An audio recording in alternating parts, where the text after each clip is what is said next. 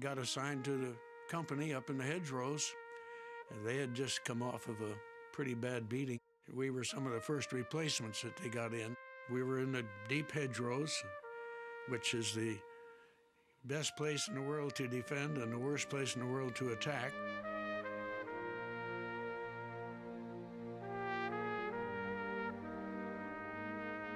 I'm still out in the middle, hiding behind an apple tree. The tanks were maneuvering, and pretty soon across the field they came.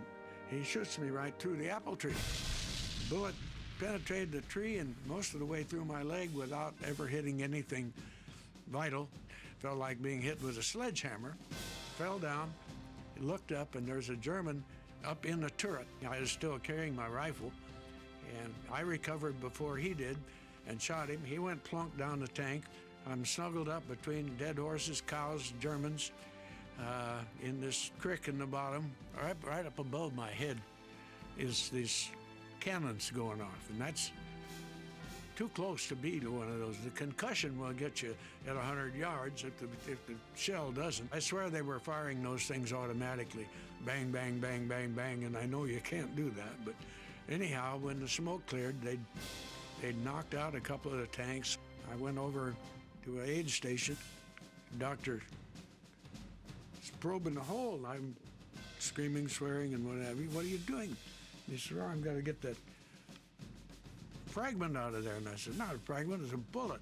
I had combat boots on, and there in the cuff was a bullet bent.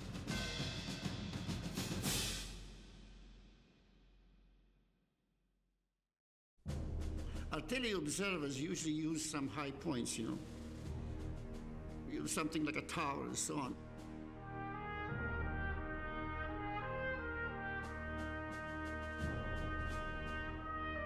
We found out that German observers frequently were located on church towers, you know.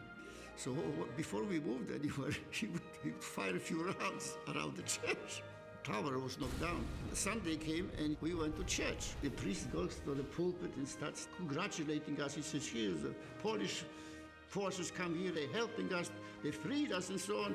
And those barbarian Germans," he says, "they even destroyed a tower on our church." And Szydłowski looked around. His head went down like this. He was the culprit. So anyway, after the church, he felt so bad about it. Before we walked out, he started, "Hey, fellows, let's make a collection, give it to the priest." So the priest says, "Polish people are really nice. Germans destroy us, they ruin our towers." The Poles come over, and he says, "Collect money so we can replace the church towers."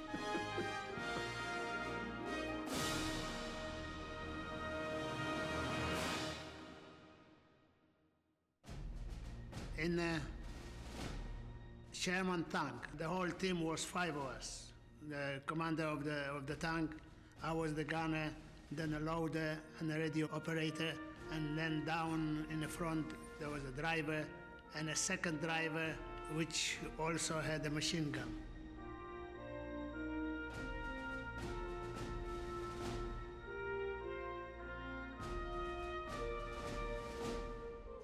When we got hit, one bullet hit the transmission where the oil flown everywhere and a fire started. In the tank, the oil was burning, so now the main driver was killed, second next to him was killed.